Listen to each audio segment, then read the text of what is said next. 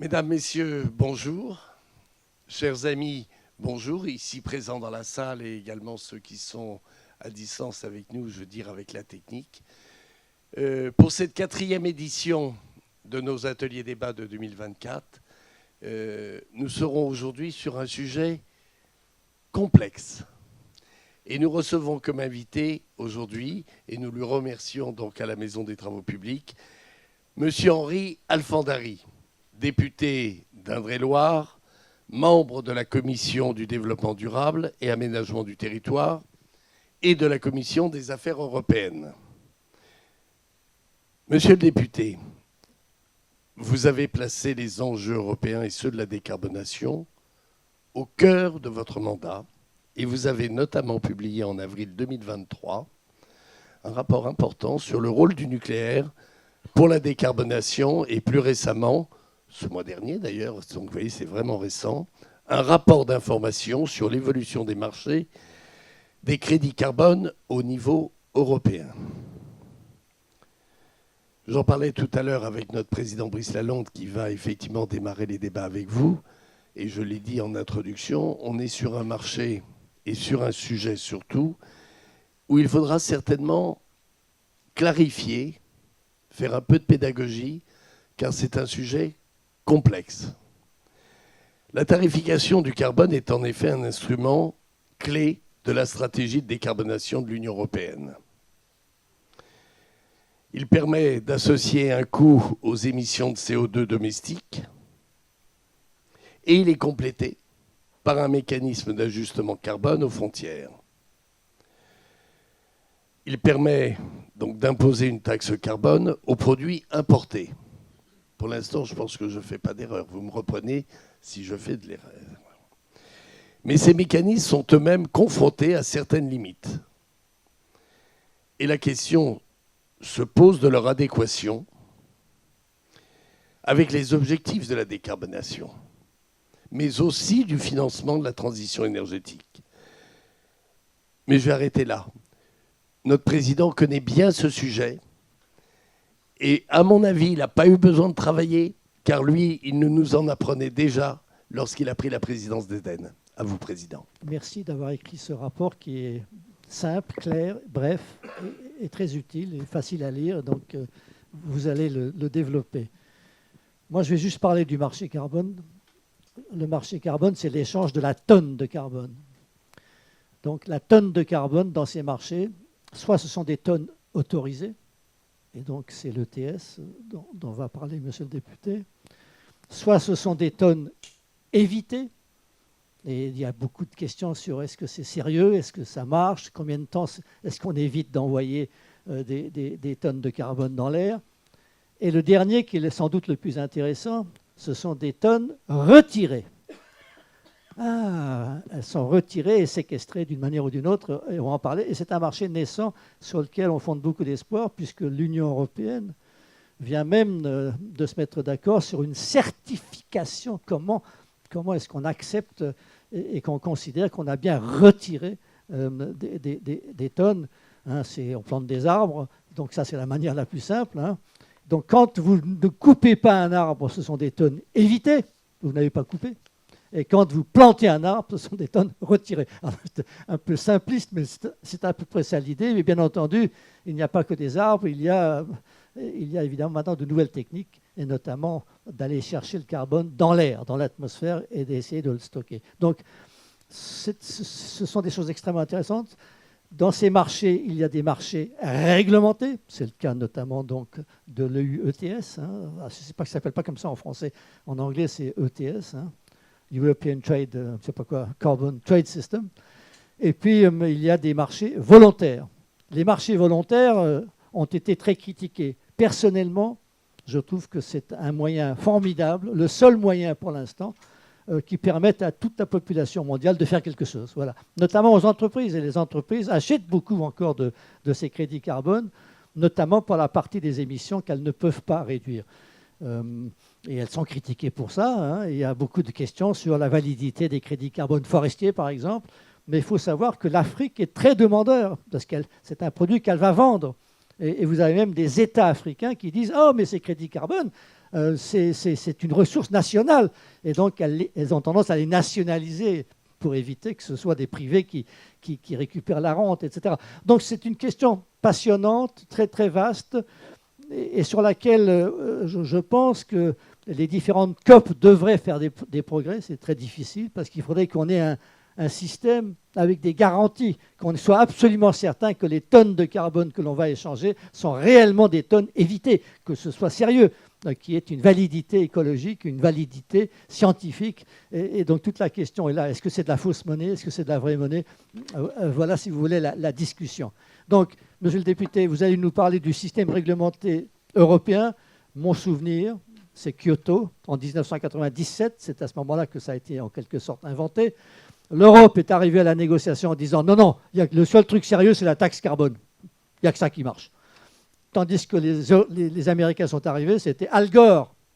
Et Al Gore est arrivé en disant « Non, nous, on a un système aux États-Unis qui marche vachement bien. C'est un marché, notamment pour les émissions de soufre des centrales de production d'électricité et autres. Ça marche très bien. » Et le résultat, c'est quoi? C'est que l'Europe a fini par prendre le système américain et l'Amérique n'a pas signé, n'a pas ratifié, n'a pas participé à Kyoto. Donc voilà, c'est un paradoxe, l'histoire est paradoxale. L'Europe s'est lancée dans un marché compliqué. Monsieur le député, c'est à vous de nous expliquer comment ça fonctionne. Bonjour à tous, merci Monsieur le Président.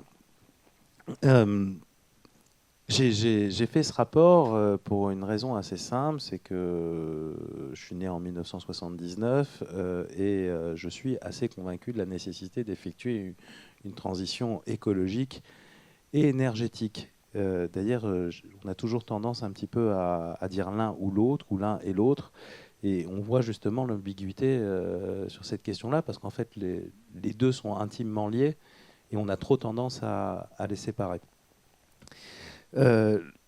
J'ai eu la chance d'être rapporteur sur la loi ENR, ce qui m'a permis aussi d'avancer sur les questions des énergies renouvelables et des contradictions qu'on a sur l'ensemble des énergies décarbonées et ces séparations qu'on fait systématiquement entre, je dirais, des bons et des méchants.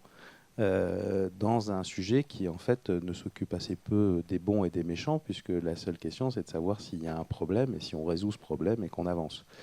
Ce qui derrière m'a conduit à, puisque j'ai la chance de faire partie de la Commission des affaires européennes, à pouvoir être saisi pour avis sur le nucléaire. Et ce qui était intéressant, puisque c'était le moment où Agnès Pannier-Runacher négociait pour que le nucléaire soit pris en compte dans les différentes directives, ce qui permettait aussi que ça soit un peu un support de négociation. J'ai derrière attaqué ce rapport sur le marché du carbone, puisque en fait on a besoin d'un étalon pour pouvoir faire cette transition. Et je pense que vous parliez de Kyoto. Ce qui est manifeste et ce que le rapport montre très bien, c'est que même si ce qui a été mis en place est insuffisant, ça a procédé d'une vraie culture du carbone dans les entreprises et ça a changé les mentalités. Aujourd'hui, c'est quelque chose qui est complètement intégré et ça, c'est extrêmement bénéfique. En revanche, il y a des limites. Déjà, c'est un marché non naturel, c'est quelque chose qu'on a créé et on l'a créé sur une logique d'émission de quotas. Ces émissions de quotas, en fait, ils sont complètement dépendants du pouvoir politique, puisque en fait, on a pris les trajectoires du GIEC, on a regardé ce qu'il fallait éviter comme carbone en termes d'émissions, et on a bâti ces quotas sur ces trajectoires. Et donc, comme c'est dépendant du politique, bah forcément, vous émettez plus de quotas si les entreprises sont en difficulté, vous en retirez si ça va bien, et vous n'arrivez pas à stabiliser un prix qui permet d'avoir une référence sur les efforts et les investissements qu'on doit conduire. Donc ça, c'est une première limite. C'est pour ça qu'il y a des corrections et que les quotas vont s'éteindre, on comprend parfaitement. Mais l'autre chose aussi, c'est qu'à la base, c'était des négociations internationales. En fait, le marché du carbone fonctionnerait à l'optimum si tout le monde adoptait au niveau mondial ce marché. Or, tout le monde ne l'a pas adopté. Et comme tout le monde ne l'a pas adopté, forcément, il y a des biais qui se créent et il faut corriger ces biais. C'est pour ça qu'on fait le MACF. Mais néanmoins, il y a de plus en plus de marchés carbone dans le monde. La Chine s'y est mise. Enfin, à peu près 25% des émissions sont couvertes par un prix du carbone, d'une certaine manière. Ce que vous n'avez pas dit, c'est que le plafond baisse. Hein. C'est-à-dire qu'en effet, la différence entre la taxe et le marché, la taxe, on sait quel est le prix. Donc tout le monde est content, on sait quel est le prix. Sauf qu'il y a des gilets jaunes qui ne sont pas contents. Mais enfin, bon, bref. Et le marché, on ne sait pas quel est le prix. Mais on sait de combien on va essayer de diminuer les émissions. Et ensuite, c'est le marché qui fait le prix. C'est ça l'idée. Hein. Complètement. Mais le principe, c'est d'arriver à faire en sorte que tout le monde accélère profondément, puisque, hélas, c'est une limite physique. Hein, on a encore un certain nombre d'émissions possibles durant les 30 prochaines années, et il ne faut pas qu'on dépasse ces émissions-là. Et donc la question, c'est comment on embarque notre société, française et européenne, vers cette diminution des émissions carbone, tout en faisant en sorte que ça ne déstructure pas l'ensemble de notre économie, donc de nos sociétés, et comment le reste du monde participe de manière massive à cet effort, puisque de toute façon, si on le fait tout seul, ça ne marchera pas. Donc voilà, c'est ce que j'ai essayé de faire durant ce rapport. Plutôt que de vous faire une très très longue présentation, je préfère vous laisser poser des questions et puis qu'on fasse un ping-pong.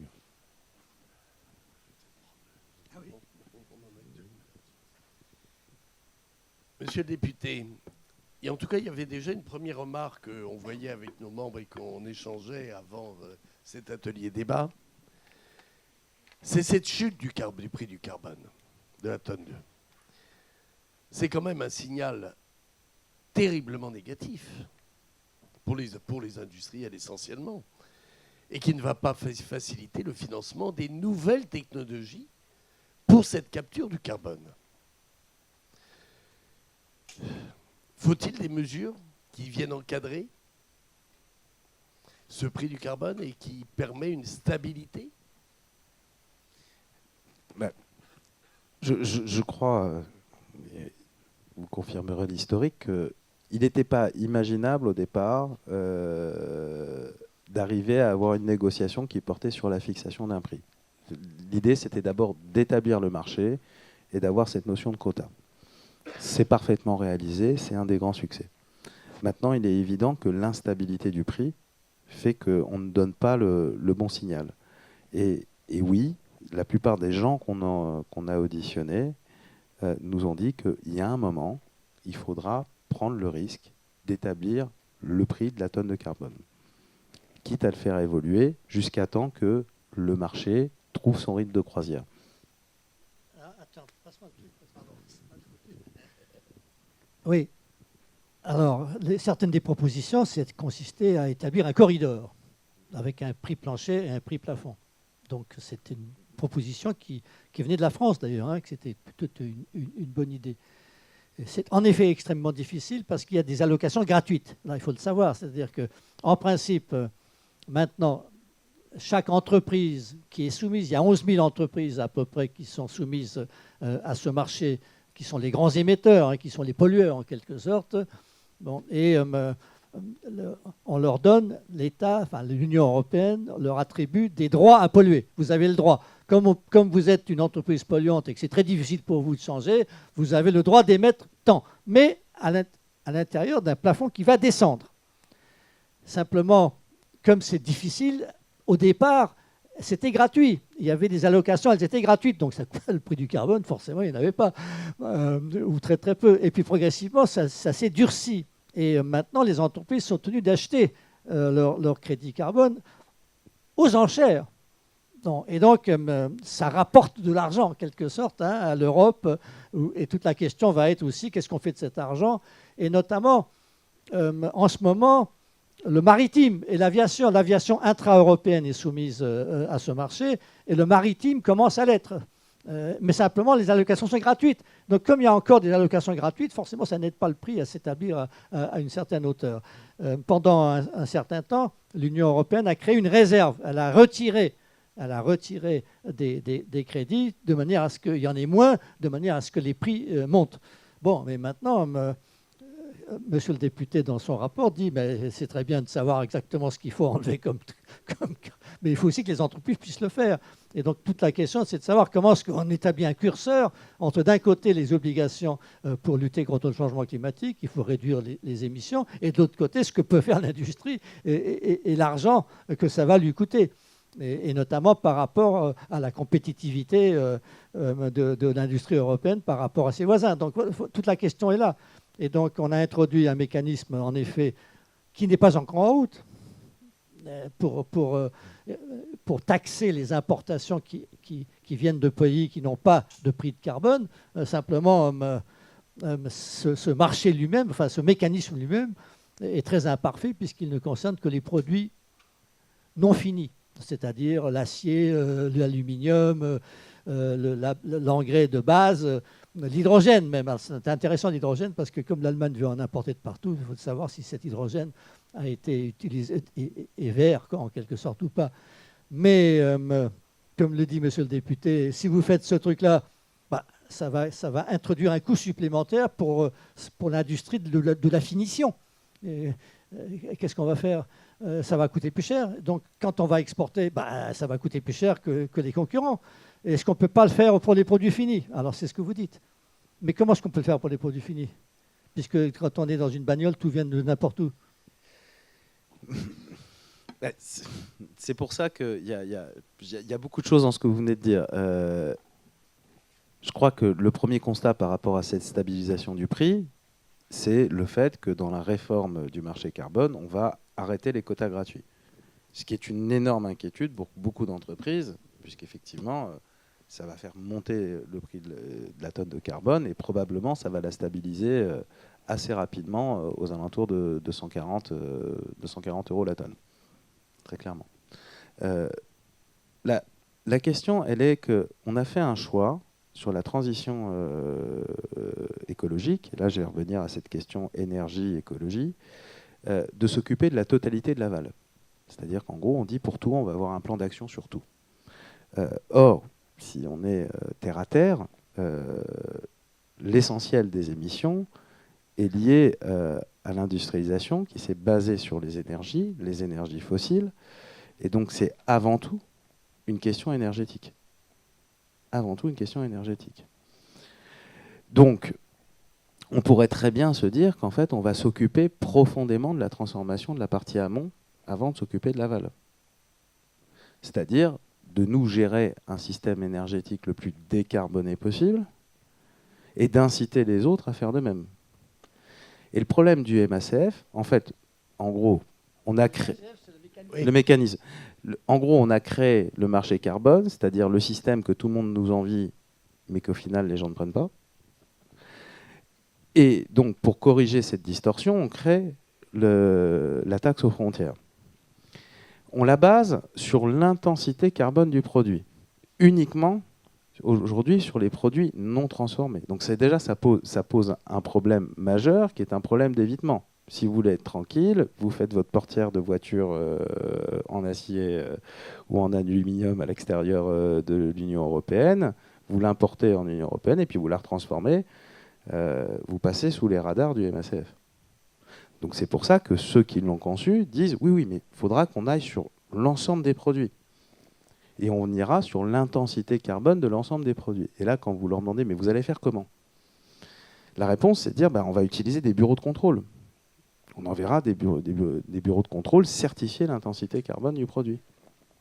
Pour vous donner un ordre d'idée, on avait auditionné ArcelorMittal. Je crois que de mémoire, il nous disait qu'il produisait dans le monde 65 millions de tonnes, que sur ces 65 millions de tonnes, ils produisent un tiers en Europe, et sur ce tiers, ils doivent produire encore un tiers en France ou un peu plus d'un tiers.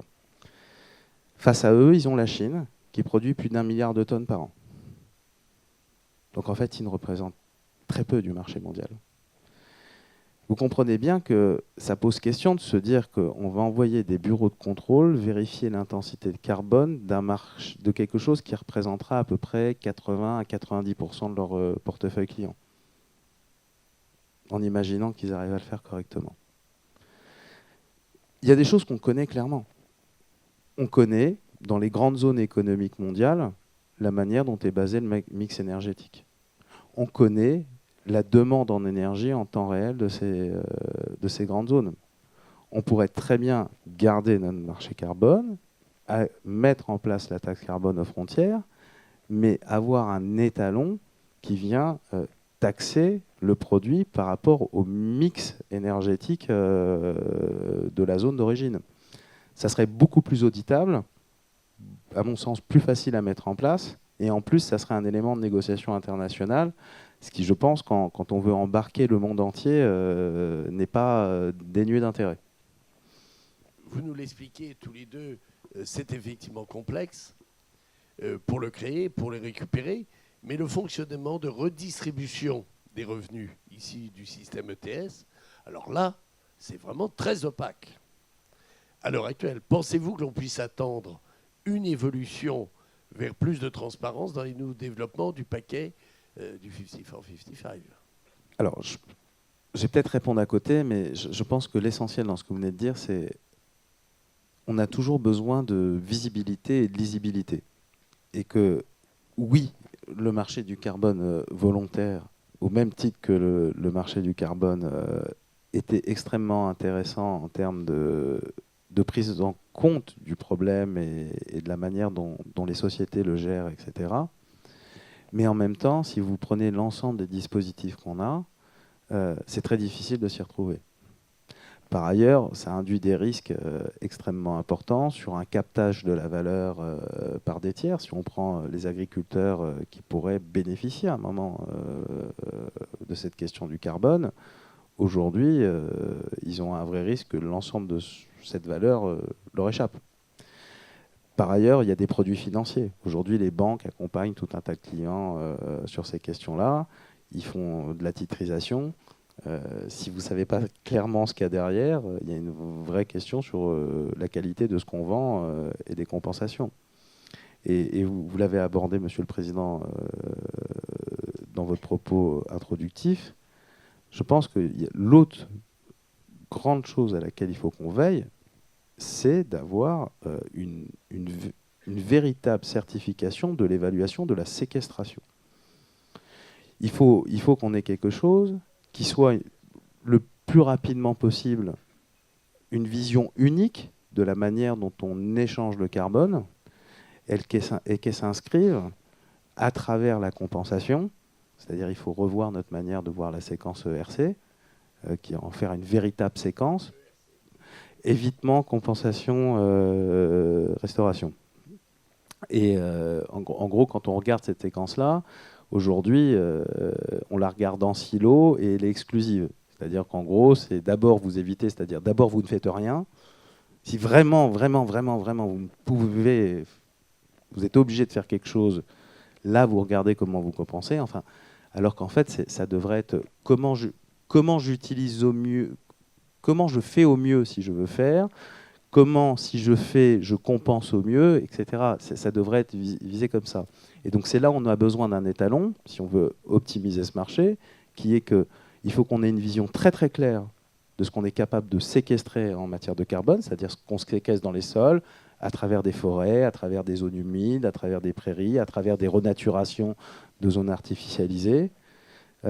Et peut-être aussi demain, mais ça sera plus facile à évaluer quantitativement si on commence à faire du carbone capture en termes de séquestration de ce carbone ou de sa réutilisation dans un cycle de vie continu. Et de l'autre côté, il faut établir une forme aller plus loin dans cette forme de bourse de compensation où les projets des entreprises viennent payer une compensation environnementale sur la séquestration du carbone. Alors, la discussion est un peu compliquée parce qu'on est à la fois dans le système franco-français et dans le système international.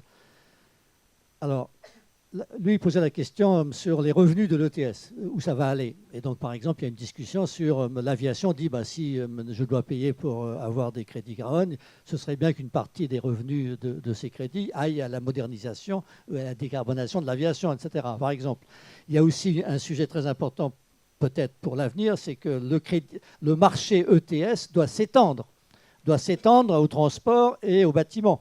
Pour le chauffage, si vous achetez le livreur de mazout, il sera obligé d'acheter des crédits carbone, etc.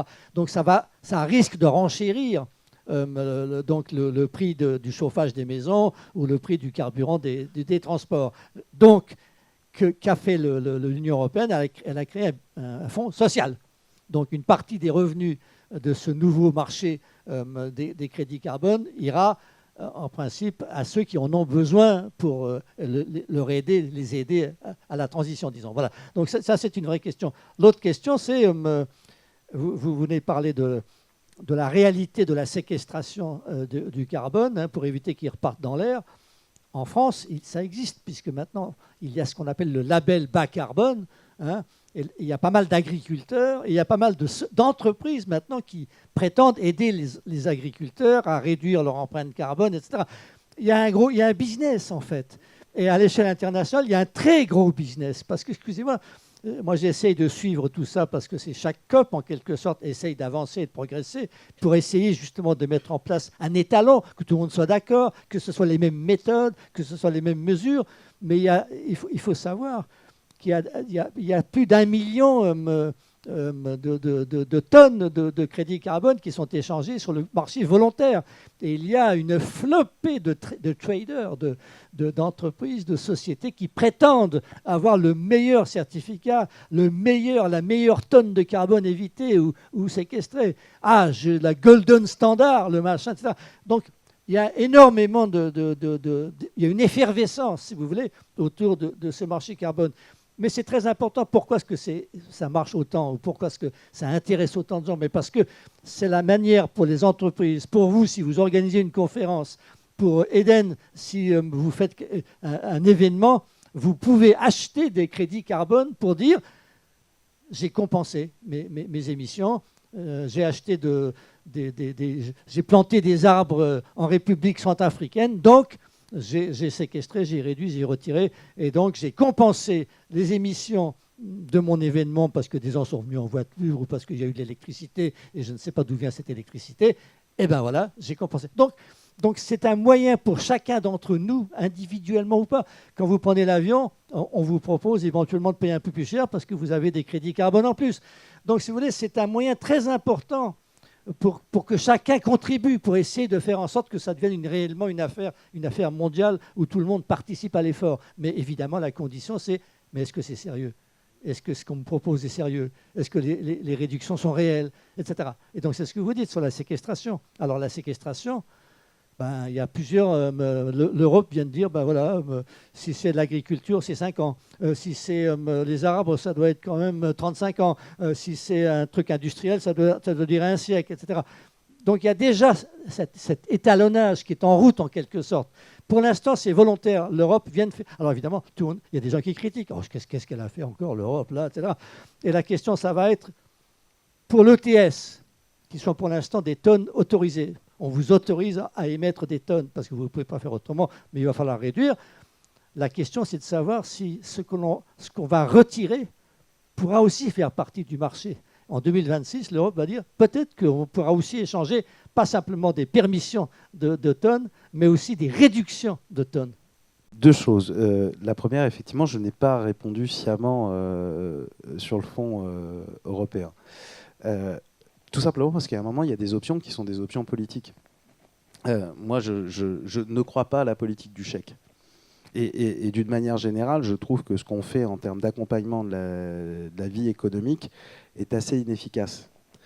Donc, si moi, vous me demandez ce que je ferais de cet argent, je l'investirais massivement dans la production d'énergie décarbonée pour essayer d'avoir le prix le plus compétitif possible, de sorte qu'il accompagne au mieux la vie des entreprises et au mieux la vie des particuliers. Je ne crois pas à cette dispersion de l'action publique à travers un saupoudrage d'argent. C'est pas ce qu'attendent les entreprises. Voilà, en fait, moi, je suis un libéral. Si je suis un libéral, c'est que je crois aussi qu'il faut des règles. Donc, pour ce qui est de la question du label bas carbone, vous avez raison, et de toutes les évaluations, moi, je pense qu'il y a un moment, c'est des choses qui appartiennent à l'État. Un marché, il a besoin de confiance pour exister. Il y a des choses qu'il faut que l'État garantisse. Et après, il faut laisser la liberté au marché de se faire. Donc, c'est pour ça que je n'ai pas répondu sciemment à votre question à ce moment-là. Et la deuxième chose, c'est ce que vous décriviez, c'est l'extraordinaire complexité. Et la réalité, c'est que si on veut embarquer la totalité de la société, on ne peut pas continuer à vivre avec cette complexité trop longtemps. Il y a un moment, vous prenez la chose la plus rationnelle qui soit, vous la réduisez à l'infini, il y a toujours une croyance au départ. Et l'économie, ça reste une croyance. Si vous ne croyez pas à ce que vous avez en face de vous, ça ne marchera pas. Et donc, il y a un moment, on a besoin quand même que la logique de ce que j'aimais et son évaluation se conceptualise assez simplement, que la logique de ce que je séquestre ou que j'évite se conceptualise assez simplement, et que la manière dont on établit l'échange et le prix soit assez simple. Si on multiplie les dispositifs, on ne sait plus du tout où on se trouve. Alors, monsieur le député, comme vous avez raison, je vous suggère de lire un livre de science-fiction consacré au changement climatique, dans lequel la tonne évitée de carbone devient la monnaie universelle. Puisque c'est une affaire tellement grave, du coup, la monnaie devient la tonne évitée. Et évidemment, ceux qui veulent devenir riches, c'est ceux qui réduisent le plus possible les émissions et les tonnes évitées. Donc, la relation entre la tonne évitée et la monnaie, si je puis dire, est très importante. Et peut-être qu'en effet, la Banque mondiale ou d'autres, et peut-être que c'est l'autorité de concurrence des marchés, etc., ce sont peut-être les institutions financières et économiques qui sont les mieux à même de réguler cette histoire d'émissions. Les ETS semblent avoir été une fausse bonne idée, car ils nous rappellent, en 2008, la crise financière a permis aux industries très émettrices de gagner des millions d'euros pour avoir réduit leurs émissions. Mais ensuite, elles ont préféré payer pour produire plus. Qu'en dites-vous ? La fausse bonne idée, je l'ai écrit dans mon rapport, donc je ne vais pas contredire la personne qui a fait la question. Et oui, c'est vrai. C'est vrai que ce qu'on a fait a induit des biais et qu'il y a des gens qui ont profité de ces biais durant ces périodes. Comme le fait de ne pas avoir un prix suffisamment incitatif fait qu'à un moment, on peut rationnellement choisir de plus polluer que de rentrer dans le système.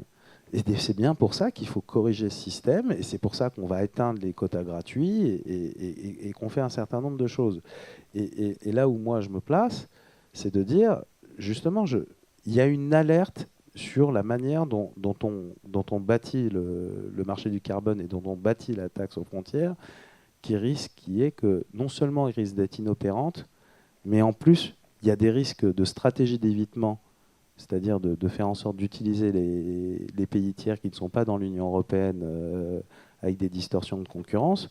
Mais je dirais, il y a même encore plus grave, c'est qu'à force, si on ne fait pas attention, la zone euro risque carrément d'être évitée en matière de marché. Parce qu'à force de croire qu'on est les plus intéressants du monde, on ne voit pas que le reste du monde se développe, et que peut-être qu'il est plus simple de vivre en zone sud-américaine avec une énergie verte qui est extrêmement peu chère, des marchés qui se développent, etc. Donc voilà, oui, dans toute chose que l'on fait, il y a des erreurs, il y a des choses qui ne fonctionnent pas, il y a des gens qui en profitent, parfois de manière malveillante. Est-ce que c'est une raison pour arrêter tout ce qu'on fait et renoncer à améliorer le système? Je ne crois pas. Je pense qu'on peut corriger ce système. Je vous en ai donné des pistes. Monsieur le Président en donne une autre à laquelle je crois beaucoup, et c'est pour ça que j'ai démarré un autre rapport sur le rôle de la monnaie dans la transition, qui est que si vous vouliez vraiment en faire un marché naturel, quoi de mieux que ça soit la base des échanges à travers une monnaie basée sur le carbone. Après, on a des limites physiques à cette question-là. Je crois qu'il y a quelqu'un de Carbone 4 dans les spectateurs. J'ai peut-être mal fait le calcul, mais si on voulait vraiment aller dans le carbone capture pour récupérer le carbone, le chauffer pour avoir vraiment la molécule de carbone et l'associer à de l'hydrogène pour avoir toute la pétrochimie, là vous auriez quelque chose qui commencerait à ressembler à de l'or dans une logique monétaire. Je crois qu'il faudrait multiplier par 10 le parc nucléaire mondial, ce qui est impossible. Donc pour l'instant, on a des limites techniques et des limites physiques à cette logique-là. Est-ce que pour autant, ça ne vaut pas le coup de l'avoir dans un coin de sa tête? Moi, je pense qu'il faut l'avoir en tête. Et oui, il faut améliorer. Juste pour rappeler que quand on a inventé la TVA, on a hésité en train de faire un impôt sur une taxe sur la calorie. Énergie, quoi. Mais vous voyez, on me donne encore d'autres questions à distance. Il y a peut-être des choses pratiques. Il y a des réactions, par exemple, sur certaines filières, telles que les transports, et particulièrement l'aérien, qui demandent que leur quota carbone qu'ils achètent soit recyclé. Parce que les investissements sont importants pour le financement de leurs innovations dans la décarbonation de leur secteur. Et dans le cas de l'aérien, dans le soutien au déploiement des carburants d'aviation durable, qui est un marché qui doit être produit et qui va être important et dans lequel, il semblerait, nous soyons en train de prendre du retard. Quelle est votre position, monsieur le député ? Ma position, et ça a été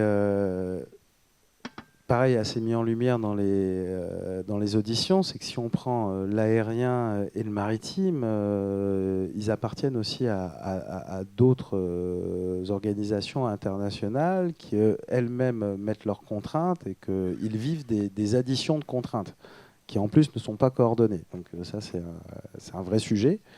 On en revient à la multiplication des dispositifs et des contraintes et de la lisibilité du système. Et après, je vous le redirai, je ne crois pas au saupoudrage de la vie économique tel qu'on le fait. Si vous prenez les Américains et la réponse qu'ils ont faite à travers l'IRA, ils ont été beaucoup plus simples que ça. Ils ont pris l'intensité carbone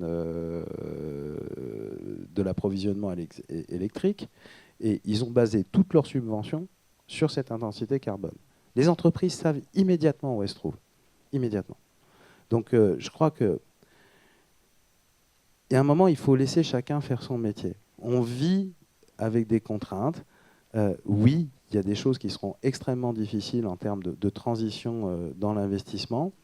Après, on ne peut pas non plus bloquer les prix. Il faut peut-être effectivement qu'à un moment, les consommateurs payent une partie de cette transition. Mais la vraie question, c'est une fois de plus, tout ça, il faut une énergie abondante pour sortir du monde du fossile. Et cette énergie, elle doit être produite du mieux possible et arriver à un coût le plus bas possible. Si vous arrivez à ça, vous avez une compétitivité qui fait que pour faire des e-fuels notamment, l'aviation choisira peut-être finalement de rester en Europe pour pouvoir les faire. Si vous assurez l'approvisionnement en termes de biomasse pour l'aviation, peut-être qu'elle restera ici. Mais je ne crois pas qu'il faut qu'on rentre dans un financement secteur par secteur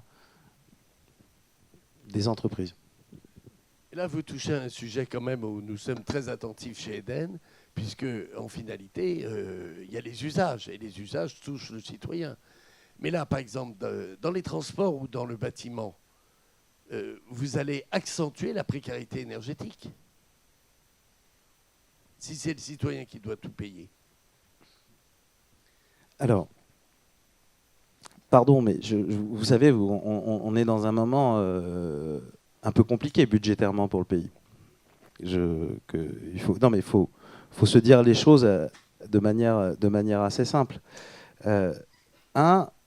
On n'a pas les moyens de faire une politique de ce type. Deuxièmement, si l'économie subventionnée telle qu'on l'a faite marchait, ça se verrait. On ne serait pas dans cette situation-là. Hélas, c'est terrible, mais c'est complètement vrai. Et troisièmement, non seulement les subventions ont probablement créé un effet inflationniste sur beaucoup de choses que le consommateur paye, mais en plus, derrière, vous avez toutes nos études, tout notre aspect réglementaire qui augmente énormément le prix. Donc, probablement que la meilleure manière d'aider les entreprises à trouver de la compétitivité et de permettre aux consommateurs de ne pas trop subir par l'effet prix cette transition, c'est de mieux faire. Parce que je pense qu'on fait aussi une grosse erreur. On dit il faut moins de normes, il faut moins de règlements. Non, non, il faut de meilleures normes et de meilleurs règlements.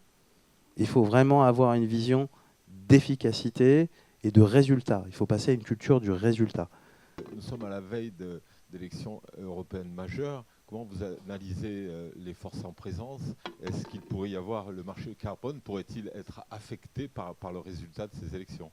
Vous me posez une colle majeure. Je ne suis pas en charge de définir le programme de la majorité à laquelle j'appartiens.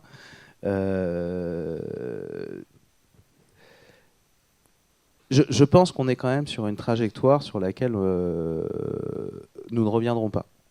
Hors séisme. Personne ne peut le souhaiter. Donc non, je ne pense pas que ça l'affectera. En revanche, notre capacité à la réformer, à la rendre plus efficiente, oui, il y a de vrais doutes là-dessus. Il y a un moment, c'est une vision. Est-ce qu'on partage la question de la vision de est-ce qu'on arrête de s'occuper de la totalité de l'aval pour se concentrer sur l'amont et avoir le plus d'efficacité et de résultats possible? Voilà, ça c'est une option politique. Et pour l'instant, je ne pense pas qu'elle soit sur la table. Deux questions techniques. On parlait tout à l'heure des contributions volontaires. On voit quand même des cotes significatives entre le prix du carbone sur les deux marchés. Est-ce qu'on peut à terme espérer une convergence? Et deuxième question rapide aussi, on a parlé de la capture du carbone qui peut être séquestrée ou qui peut être réutilisée. Est-ce qu'à votre sens, l'une des deux solutions est plus vertueuse que l'autre? Et comment valoriser le carbone recyclé qui, pour moi, me semblerait la meilleure solution? Alors, sur la première question, oui, tout ce que je vous dis depuis tout à l'heure, moi je pense qu'il faudrait à un moment avoir un seul signal prix. Vous ne pouvez pas avoir une tonne aux alentours de 100 € d'un côté et une tonne à 40-30 € de l'autre. Il y a quelque chose qui ne fonctionne pas. Et l'autre chose, c'est que donc on va étendre le marché, d'autres secteurs vont rentrer dedans. Se posera la question quand même de l'agriculture à un moment ou à un autre. Et si on intègre l'agriculture de la manière dont on le fait aujourd'hui, on finit de tuer nos agriculteurs, pour dire les choses clairement. Et j'en reviens à cette question de la séquestration et de la compensation. Peut-être qu'une des réformes de la PAC, un jour, qu'on pourrait faire, c'est d'intégrer cette notion de carbone et de créer une forme de surcompensation sur les exploitations agricoles. Enfin, il y a peut-être des pistes autour de ça. Donc oui, moi je pense qu'à terme, il faut essayer d'avoir qu'un seul prix et faire en sorte que, au maximum, ce marché devienne le plus naturel possible et le moins contraint. Sur la séquestration et le carbone capture, la vraie logique, ça serait de se dire, si on fonctionnait dans un idéal et qu'on avait toute la technologie pour le faire, ça serait de dire, il faut qu'on arrête de retirer du carbone du sol, il faut qu'on utilise le ciel comme une mine pour récupérer un maximum du carbone qu'on a mis, il faut mesurer la quantité physique qui nous permette de stabiliser le climat, de remettre dans le sol la partie de carbone dont on n'a pas besoin et de garder l'autre en circularité. Ça serait un idéal. Mais allons vers l'idéal. Mais aujourd'hui, on n'a pas la capacité technique de le faire. Globalement, récupérer le carbone dans l'air, on arrive à le faire sans trop d'énergie, on y arriverait. Mais par contre, récupérer la molécule, le sait, ça demande de chauffer. Et pour l'instant, on n'a pas la martingale énergétique pour le faire. Donc je représente des industriels en aval des secteurs soumis à l'ETS, donc en particulier les fabricants de composants et de biens d'équipement. Donc on partage effectivement les conclusions de votre rapport sur la question de l'aval et de l'export, puisqu'on va perdre des parts de marché et de la compétitivité. Donc on a fait le retour d'expérience de la mise en œuvre du MACF, avec une difficulté énorme de récupérer les données d'émissions, etc. Donc il faut qu'on se projette dans le futur. Vous avez mentionné une des possibilités, c'est effectivement de regarder le mix énergétique du pays d'exportation. Alors cette solution-là, elle est intéressante, mais elle présente des limites, parce que typiquement, la fabrication d'acier à partir de fourneaux ne mobilise pas d'énergie. Enfin, les émissions ne sont pas liées à l'énergie, la production d'énergie dans un pays tiers. C'est le processus qui est consommateur d'énergie, mais ce n'est pas une production d'énergie. Et puis il a un autre désavantage qui va déboucher sur ma question, c'est qu'en fait il discrimine les États membres de l'OMC. Et donc derrière, c'est une solution que la Commission européenne n'a pas voulu mettre en place pour des raisons de compatibilité avec le droit OMC. Donc se pose quand même une question plus générale de est-ce qu'on peut mettre en place une politique climatique sans désindustrialiser dans le contexte actuel des règles de l'OMC. Les règles de l'OMC, pour l'instant, telles que, pour être très simple, on ne peut pas appliquer à des produits étrangers des traitements différents des produits fabriqués chez vous, quoi. Donc, si vous voulez, pour l'instant, on en est là. En revanche, l'OMC accepte parfaitement qu'un certain nombre de traités internationaux sur l'environnement s'imposent au droit commercial. Alors, c'est un peu compliqué. Et donc, toute la question, il y a une grande discussion en ce moment pour savoir si l'accord de Paris s'impose et qu'on puisse refuser un produit si, par exemple, le pays exportateur ne respecte pas les obligations qu'il a lui-même déposées auprès du secrétariat de l'UNFCCC, de la Convention climat. Mais enfin, c'est des trucs de juristes, il y en a pour des années, quoi, c'est compliqué. Hein. Mais c'est évident que le droit international est complètement chamboulé par toutes ces histoires-là. On ne sait plus très bien comment faire. Et quand vous disiez, monsieur le député, je suis d'accord avec vous qu'il faudrait qu'il y ait un prix unique du carbone, en fait, il n'y aura jamais un prix unique du carbone, parce que les techniques sont très différentes et le coût de ces techniques est très différent, etc. C'est quand même moins cher de planter un arbre que d'aller chercher le carbone dans l'atmosphère, quand même. Donc, si vous voulez, le prix ne sera pas le même, quoi. Mais en revanche, il y a déjà une marche vers la convergence. Elle est déjà engagée, cette marche vers la convergence. Il y a déjà des marchés réglementés qui acceptent des crédits volontaires, qui commencent à les accepter, etc. Donc c'est en train d'avancer. Voilà. Et puis je suppose que la pression du changement climatique va quand même va dans cette direction-là. Maintenant, vous êtes d'accord avec monsieur le député sur les limites du MACF. Je dois dire que j'ai souvenir d'avoir été ambassadeur climat à l'époque du président Sarkozy,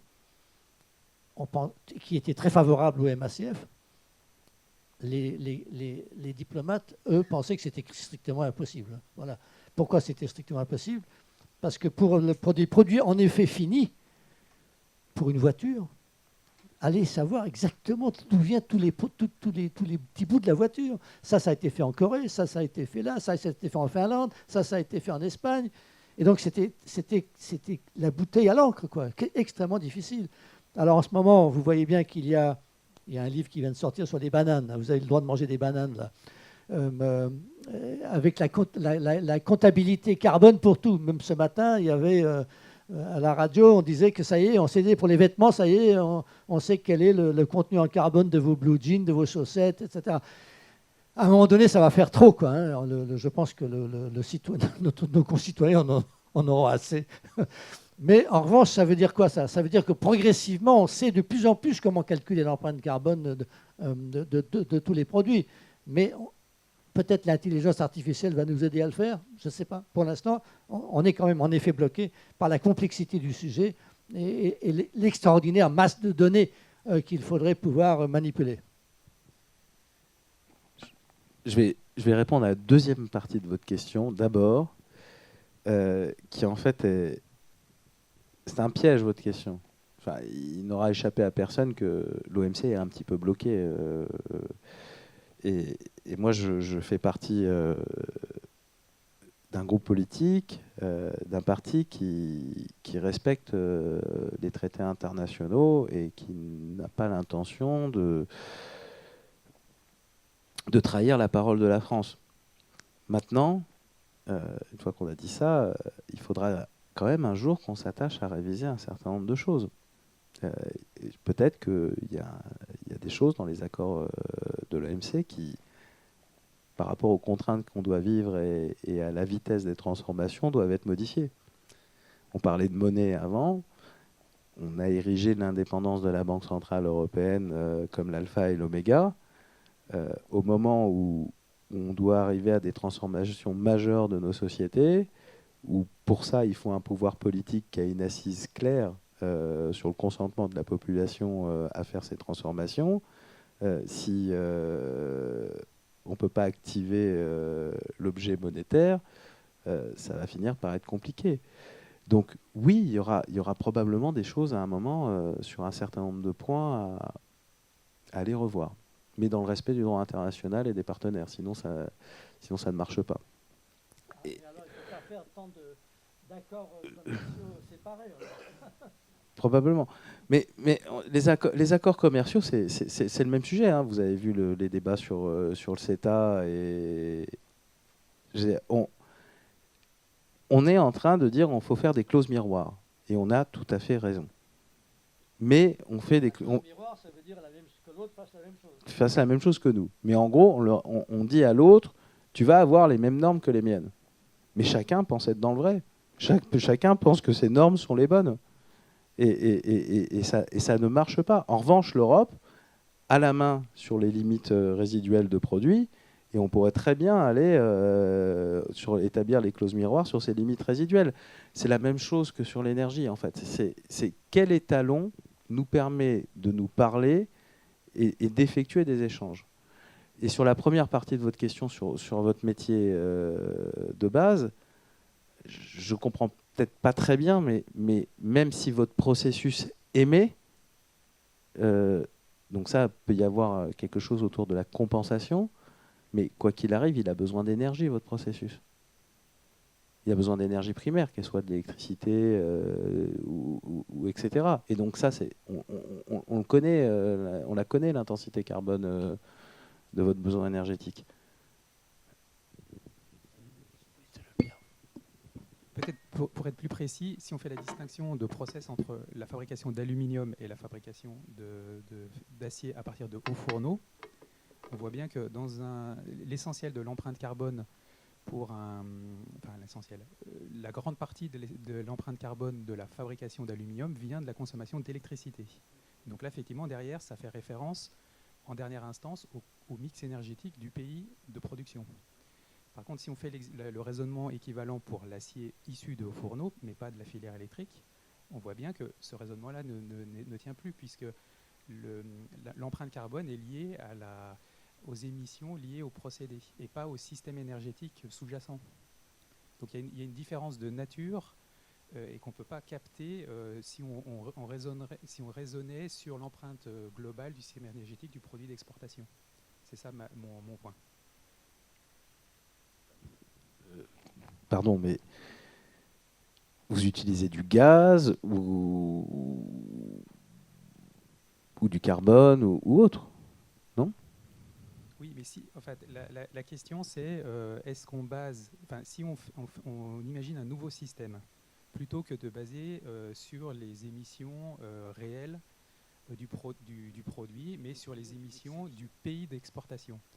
En gros, les émissions du pays d'exportation, soit on raisonne uniquement sur le système énergétique, soit on raisonne sur la consommation d'énergie primaire. Je pense que c'est votre deuxième hypothèse qui est valable. En fait, quand je parle de système énergétique, je parle bien de l'énergie primaire. Et moi, mon but, c'est de faire en sorte que dans cette énergie primaire, à terme, le système énergétique soit entièrement décarboné. Donc, vous êtes en France, globalement, on sait qu'on a 2/3 d'énergie fossile, même si on est très vertueux. Vous avez la demande globale du pays en énergie, vous connaissez à peu près son taux d'émission. Hein. Donc si c'est sur l'énergie primaire, il n'y a pas de problème. Si c'est sur l'énergie électrique, effectivement, ça ne marche pas. Juste un dernier point. Il y a quand même, vous parlez de la complexité, mais la complexité, elle est apparente. C'est-à-dire qu'on peut aussi imaginer un système, et nous, c'est plutôt notre position qu'on va écrire prochainement, c'est de privilégier la question des valeurs par défaut, à condition évidemment qu'elles soient élevées.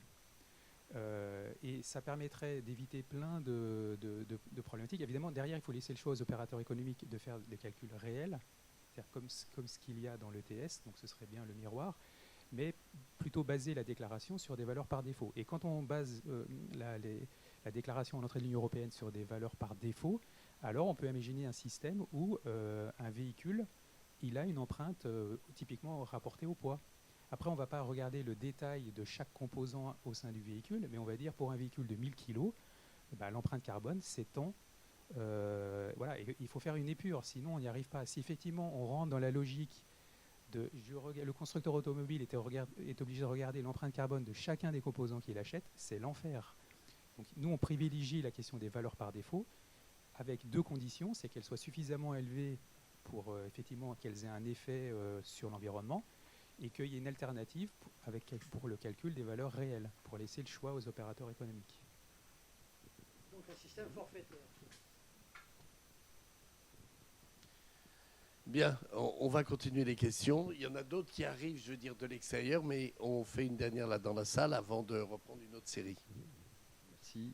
Jean-Michel Devesa pour EDF et Eden. Merci, monsieur le député. C'est très intéressant. En tout cas, bravo pour votre rapport. Et merci pour le président Lalonde et également pour son intervention. On se rejoint évidemment en termes d'introduction sur le fait que l'objectif principal, effectivement, c'est de décarboner. Vous l'avez cité, hein, les 2/3 d'énergie fossile en France, c'est ça le sujet. Attaquer le fossile et y mettre à la place de l'électricité décarbonée, qu'elle soit d'origine nucléaire ou renouvelable. J'ai deux questions. Je baisse le centre de gravité. La première sur ce qu'on appelle les COP territoriales qui se mettent en place ici ou là. Donc, quelle est un petit peu la vision que vous avez par rapport à ça? Puisque dans chacune des COP territoriales, grosso modo, il y a des groupes de travail qui se mettent en route, notamment pour attaquer ce qu'on appelle les schémas de Mondrian, en faisant référence aux peintres. Vous voyez ce dont je veux parler, qui vise dans les différents secteurs à réduire ça et faire en sorte que finalement la contribution des territoires, la somme des contributions des territoires permettent d'atteindre la neutralité carbone de la France in fine. Et puis deuxième question, qui n'est pas microscopique, qui est que pensez-vous, quel jugement portez-vous sur les initiatives ici ou là de coopératives carbone? J'ai en tête celle de Paris, de La Rochelle. Alors là, pour reprendre les mots du président Lalonde, on est plutôt sur créer les puits de carbone, hein, ces initiatives à ce niveau-là. Comment faire en sorte qu'il y a ce marché qui s'établit entre ceux qui doivent payer, qui finalement permettent de financer des vrais projets où le carbone est stocké, mis dans des forêts ou que sais-je. Voilà. Quel est un peu votre avis sur les deux objets, COP territoriales et puis les coopératives carbone qui peuvent exister ici ou là?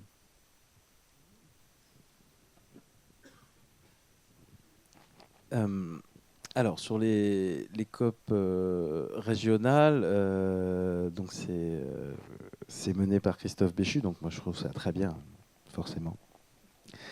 Je vous dirais, la seule chose qui m'inquiète là-dedans, c'est que le constat, on le connaît. Et que je trouve... je suis inquiet du fait qu'on refasse systématiquement des constats, qu'on développe des offres d'ingénierie pour faire des projets et qu'à la fin, il y ait très peu d'investissement direct. Je crois que le pas de temps nous exige un investissement direct et massif dans l'ensemble des choses qui nous permettent d'obtenir le plus de résultats rapidement. On en revient, on a 30 ans pour agir. 30 ans, c'est peu. Et le constat, on l'a fait depuis longtemps. Enfin, on parlait d'Al Gore, Al Gore parlait de son professeur. Voilà. Enfin, le constat, on le connaît. Donc, ce qu'on a besoin, c'est d'investir massivement dans les solutions et de ne pas se disperser. Donc, si les COP permettent que l'ensemble des acteurs s'approprient le sujet pour voir comment ils agissent au mieux, chacun à leur niveau, c'est très très bien. S'il s'agit de refaire un énième constat, ça risque de nous faire perdre plus de temps que ça nous en fait gagner. Voilà, c'est l'alerte que j'ai sur ce sujet. Et votre deuxième question, c'était, pardon ? Alors, moi, je suis tout à fait favorable à ça. D'ailleurs, dans la loi Industrie verte, j'ai réussi à faire passer plusieurs amendements qui permettent de créer des zones de renaturation en dur dans le code de l'urbanisme, de créer une bourse avec un site internet de tout ça, et la question de la séquestration. Donc, il y a un décret qui est en attente. J'aimerais bien que ce décret arrive parce qu'il permettrait de faire cette relation telle que vous la souhaitez. Merci, monsieur le député. Les questions qui arrivent de l'extérieur maintenant, et on revient à vos auditions. Dans les auditions qui ont été menées dans le cadre de votre rapport, quels ont été pour vous les points particulièrement interpellants?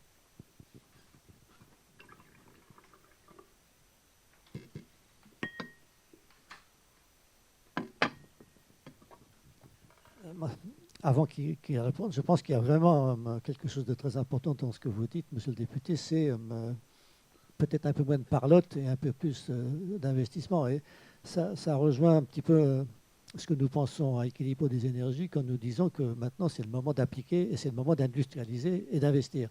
Et que la transition, c'est pas du baratin, c'est vraiment, il faut produire de l'énergie décarbonée et puis il faut y aller, quoi. Hein. Ben oui, j'ai du mal à vous ressortir quelque chose en particulier. Et puis après, on est dans un spectre très français. Et je vous dirais qu'une des choses qui nous caractérise, c'est quand même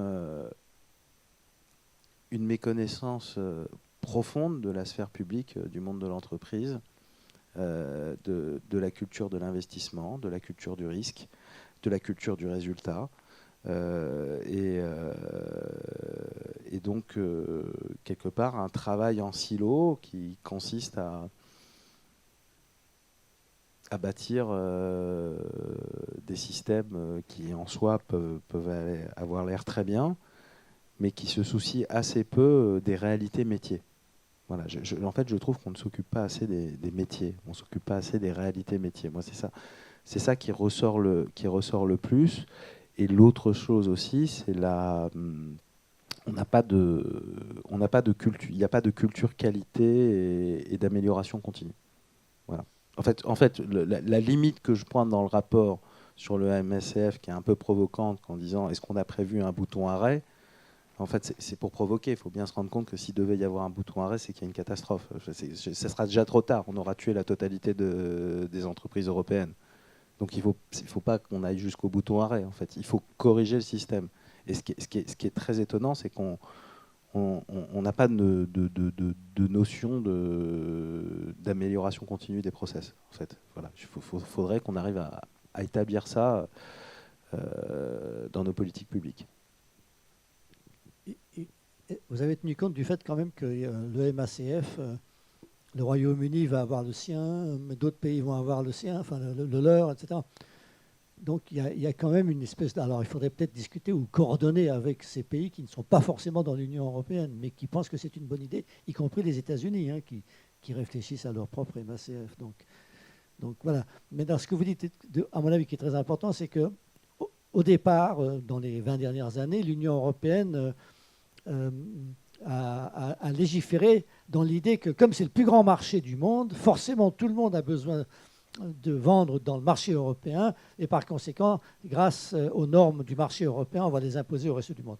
Et ce que vous dites très justement, c'est attention, c'est que pour l'instant c'est encore un grand marché, mais d'autres marchés sont en train de se développer, d'autres normes coexistent, d'autres continents n'ont pas la même stratégie pour lutter contre le changement climatique. Il faut donc faire attention et regarder ce qui se passe ailleurs, quoi. Oui, il y a une question sur l'Union européenne tout à l'heure. Enfin, on a bâti quand même l'Europe pour se projeter sur le monde. Si le principe c'est de refaire une île, c'est un petit peu dommage. On loupe l'objectif du projet européen. Ça fait une grosse île, mais ça reste néanmoins une île. Alors, vous y avez répondu un peu en partie, mais la question qui suit, c'est comment les conclusions et les recommandations que vous avez faites suite à votre rapport ont été accueillies par l'ensemble des autres groupes parlementaires et particulièrement par rapport à des mouvements ou des partis qui devraient soutenir, dont les écologistes. Alors, globalement, ça a été très très bien accueilli par l'ensemble des groupes parlementaires, hein, quand on regarde les prises de parole durant la présentation du rapport. Pour ce qui est du groupe écologiste, il y a quand même en toile de fond un désaccord sur l'apport du nucléaire dans le sujet. Mais après, je crois qu'on pourra avoir un assez large consensus sur le fait d'accélérer profondément sur l'énergie, sur la production d'énergie décarbonée à bas coût. Ça a été salué par le groupe communiste. Même le RN a salué. Je crois que la plus grosse difficulté, et c'est toujours le problème de ceux qui font et qui sont en responsabilité, c'est le pas le plus dur, il est plutôt pour la majorité de se dire que ce qu'on a fait est bien, mais nécessitera des corrections. Voilà. En fait, culturellement, on a toujours l'impression de se désavouer quand on dit qu'il y a quelque chose à corriger. Alors qu'au contraire, c'est une vraie bonne logique de gestion de le faire. Et j'en reviens à cette notion de process d'amélioration continue qui est assez absente. Et c'est dommage parce qu'en fait, on ne met personne en cause. On cherche simplement le résultat dans ce que l'on fait. Merci, monsieur le député. Nous avons dans la salle des éminents responsables de l'Europe qui prendront peut-être la parole. En tout cas, il y a une question qui m'est venue de l'extérieur. Quel développement ou évolution du marché carbone pensez-vous qu'il serait utile de mettre en œuvre dans le cadre de ce futur cycle européen?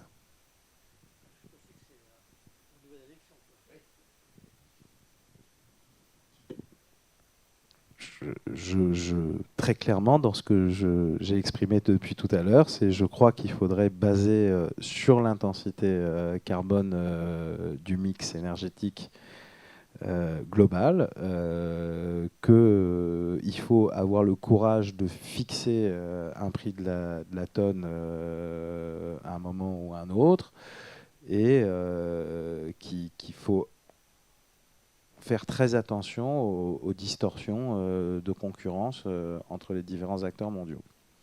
Et oui, ça devrait se faire dans le cadre européen. Par ailleurs, on a toujours le problème agricole qui est massif. Et c'est vrai que je me demande, je ne sais pas encore très bien comment, mais s'il n'y a pas un lien entre une révision de la PAC et cette notion carbone. J'avais des questions plus spécifiques sur l'industrie chimique, si vous pouvez y répondre. Alors, est-ce qu'il y a beaucoup d'entreprises chimiques et pétrochimiques qui sont soumises au marché du quota carbone? Enfin, quelle est leur situation aujourd'hui par rapport à ce système et par rapport au mécanisme, au MACF? Donc aujourd'hui, il y a parmi les produits principaux, il y a l'hydrogène et les engrais azotés. Est-ce qu'à terme, ça prévoit de s'étendre à d'autres produits chimiques? Lesquels? Est-ce qu'il y a une vision par rapport à ça? Merci. Produit par produit, je serais incapable de vous répondre. Globalement, l'extension du marché à partir de 2027 va couvrir la plupart des secteurs, hein, hormis l'agriculture. Donc tout le monde va être concerné à terme. Hein. Je suis pas capable de vous répondre molécule par molécule. Et je n'ai pas de compétences en chimie particulière. Donc je me l'interdirai, à vrai dire. Dans votre rapport, justement, vous pointez l'inégalité entre le fait que le MACF prend en compte les importations, mais du coup pas les exportations, et vous pointez le fait du coup des entreprises qui vont réexporter à l'extérieur en ayant payé le MACF, et du coup vous vous posez la question de rendre le mécanisme bilatéral. Comment ça pourrait être envisagé justement dans un contexte de contrainte européenne rapidement, cette idée?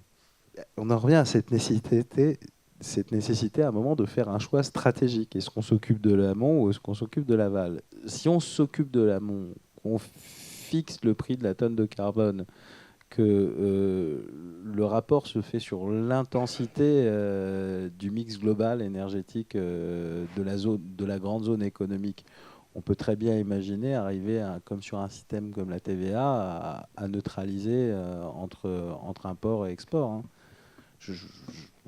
Après, ça mérite d'être un peu plus fouillé, mais l'état d'esprit, il est celui-là.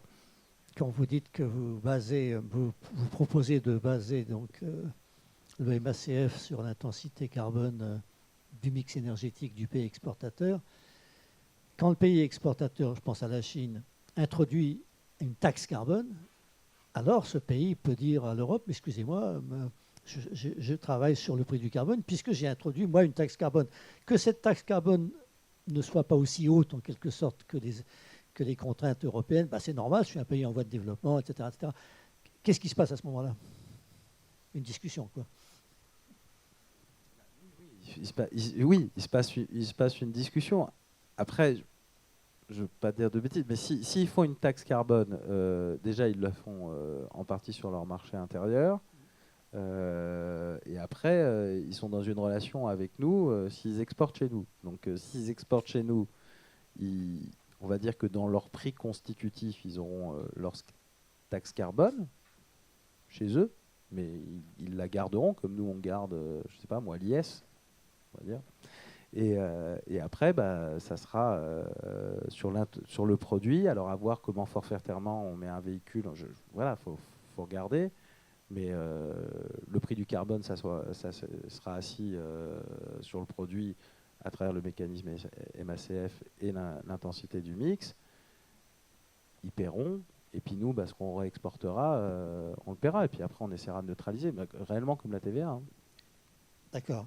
Bon, on verra bien. Mais bon, c'est un débat, quoi. C'est une discussion. Il y aura évidemment une discussion.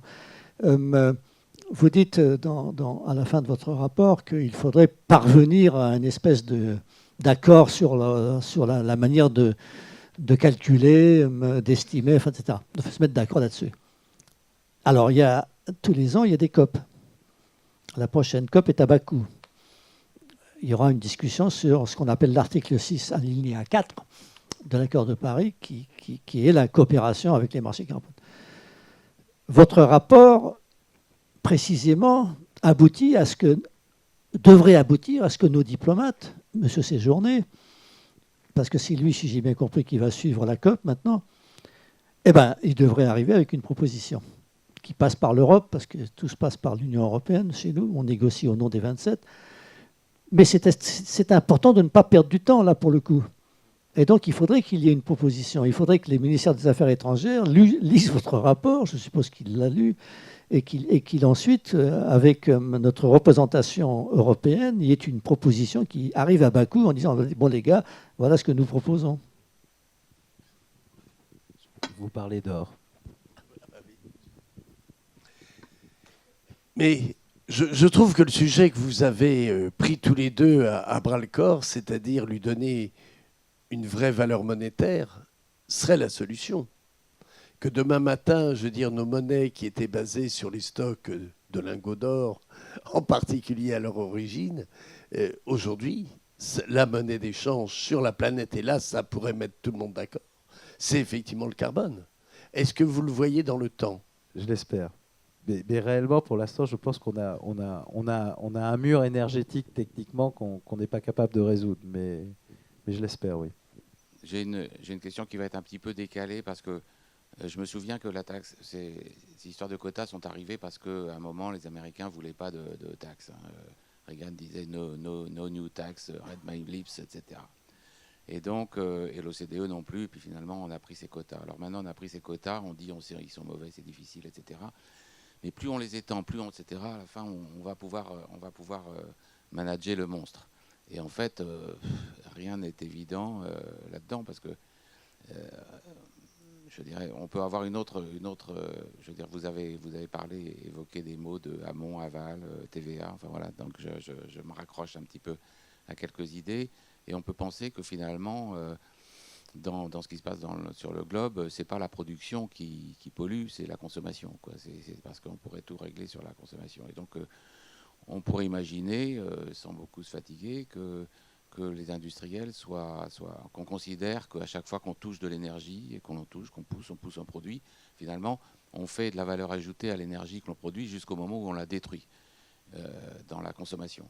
Et donc, on pourrait considérer que la production que toutes les taxes sur l'énergie, les taxes carbone, pourraient fonctionner comme la TVA, quoi, la taxe à la valeur ajoutée énergétique. Et puis, le problème est quasiment réglé. Les consommateurs payent en fin de cycle parce que c'est eux qui détruisent, alors que les industriels, ils ne détruisent rien. Ils ne font que de la valeur ajoutée énergétique. Donc, c'est tout un autre système on le voit un petit peu des petites bribes qui sortent par-ci par-là. Et aussi, on compare l'énergie à la monnaie. Alors, si on compare l'énergie à la monnaie, à ce moment-là, on se plonge dans un système multimonétaire, quoi, où le pétrole serait l'or, l'or, la monnaie mondiale, le gaz serait l'euro, la monnaie européenne, l'électricité serait la monnaie qui est produite sur place, c'est celle-là qu'il faut développer. Et puis tous les quotas, c'est des espèces de bitcoins qui sont dans tous les sens. On ne sait pas très bien comment ça marche. Donc le système, ça consiste à développer l'électricité, qui est la bonne monnaie, et pas trop s'accrocher ni au pétrole ni au bitcoin. Donc développons l'électricité. Alors développer l'électricité, c'est une autre affaire. On a vu que tous les scénarios nous disent qu'on va passer de 25% de l'électricité à 50% en 2015. Donc c'est 30 points de plus en 30 ans. Quand on sait qu'avec le tout nucléaire, tout électrique, on a fait 10 points seulement, on a beaucoup de choses à faire dans l'électricité. Et donc moi, mon intuition, c'est que l'électricité, il faut qu'elle soit partout, mais on n'a pas les moyens de la payer. Il faut que ce soit l'énergie carbone qui la paye. Et donc transférer du fric de l'énergie de base vers l'énergie décarbonée, et donc subventionner massivement l'électricité. C'est-à-dire que l'électricité doit être quasiment gratuite pour le consommateur. Voilà, je provoque un peu, mais je vais au fond de mon raisonnement. Sur le principe, on en revient à, il faut concentrer massivement l'investissement dans un temps très court sur ce qu'il y a de plus efficace. Et très clairement, c'est l'électricité. Après, en fonction des zones économiques, il y a des choix différents. Par exemple, je vous l'ai dit, j'étais rapporteur sur la loi ENR.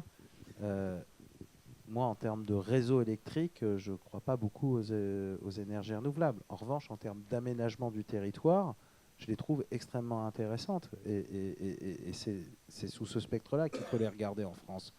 En revanche, peut-être qu'en Afrique, on ne va peut-être pas aller mettre des centrales nucléaires partout, qu'ils n'ont pas de réseau centralisé, et l'énergie renouvelable étant une énergie décentralisée, c'est peut-être ça qu'il faut qu'on accompagne de manière massive sur le continent africain dans son développement. Donc c'est aussi un outil diplomatique, l'énergie, mais dans le bon sens du terme, en termes de développement, en termes de partenariat, de transfert de technologies, de compétences, d'échanges, et il y a quelque chose là-dessus. Donc, en tout cas, sur la fin de votre propos, qui est de dire miser très très très fortement sur l'électricité et sur la question de l'énergie décarbonée, je vous rejoins totalement. Monsieur le député, on atteint la fin de cet atelier et la question qui m'a été envoyée, je trouve, pourrait être presque un début de conclusion que notre président va vous faire. Le marché du carbone, on l'a vu tout au long, à l'introduction comme tout au long de cet atelier, on est sur un sujet complexe. Le marché du carbone est un mécanisme complexe, mais comme vous l'avez dit, crucial dans la stratégie de décarbonation de l'Union européenne, mais en particulier de la France. Pensez-vous qu'il souffre d'un déficit de compréhension et d'intérêt au niveau national, entreprises et citoyens?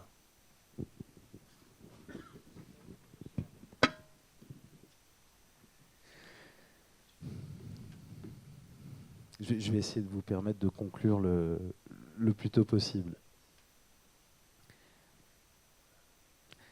Nous avons à faire des mutations absolument gigantesques dans un temps extrêmement court. Tout ça, ça ne peut se faire que si le pouvoir sait là où il va et s'il a la légitimité pour le faire. Donc à partir de ce moment-là, croire qu'on arrivera à faire ça sans un système qui est compréhensible par une très large partie de notre population et qui est viable pour le tissu économique, c'est un leurre. Voilà. C'est une ambition à laquelle non seulement nous ne devons pas renoncer, mais en plus pour laquelle nous devons agir chaque jour.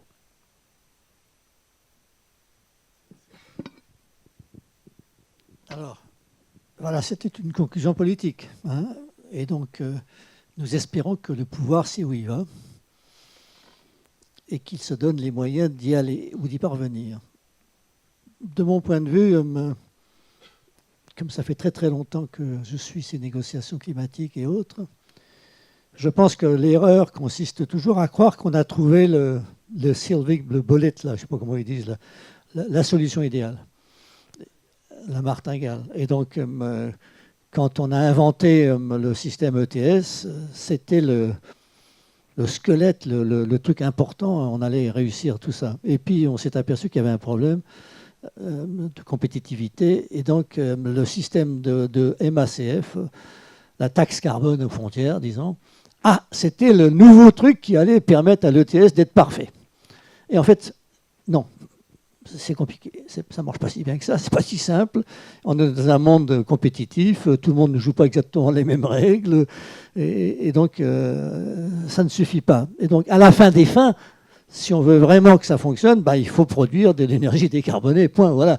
Et il n'y a que comme ça que ça va marcher, et que l'ensemble de notre système économique suive cette voie, quoi. Donc voilà, donc c'est très simple. En attendant, le marché carbone, c'est quand même pas mal. Donc si on peut l'améliorer, moi je ne pense même pas à l'ETS, moi je pense vraiment au marché carbone mondial qui permette à chacun de contribuer à l'effort.